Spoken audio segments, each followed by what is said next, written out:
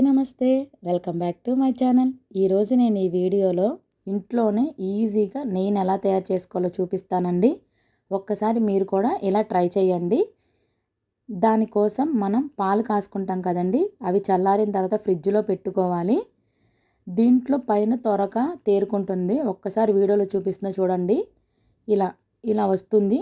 దీనిని తీసి మనం ఒక గిన్నెలో స్టోర్ చేసుకోవాలండి.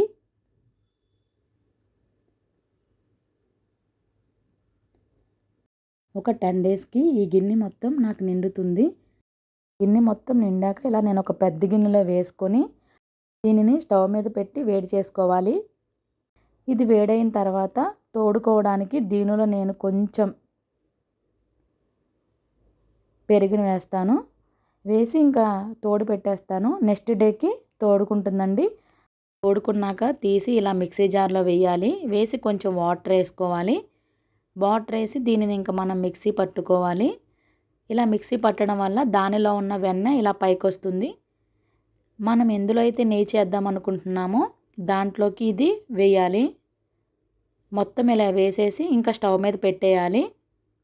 స్టవ్ మంటని మీడియం టు సిమ్లోనే పెట్టుకోవాలి. హై పెట్టడం వల్ల ఇది పొంగిపోయి కిందకి ఒలిగిపోతుంది. ఇది మధ్య మధ్యలో కలుపుకుంటానే ఉండాలి. మీకు ఎలాంటి రెసిపీస్ కావాలో నాకు కమెంట్ చేయండి. ఇలా కలిపిన తర్వాత నెయ్యి చూసారా కొద్దిగా పైకి వస్తుంది. ఇంకా కొద్దిగా అవ్వాలండి. మధ్య మధ్యలో కలుపుకుంటూ ఉండాలి.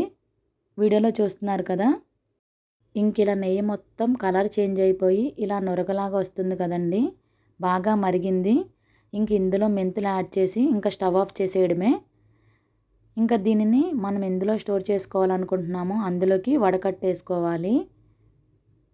మొత్తం ఇంత నెయ్యి వచ్చిందండి. వీడియోలో చూస్తున్నారు కదా. ఇది నెక్స్ట్ డే మార్నింగ్కి ఇలా పూసగా వచ్చింది. ఎంత బాగుందో చూస్తున్నారు కదా. ఇంట్లోనే ఈజీగా మనం ఇలా తయారు చేసుకోవచ్చు.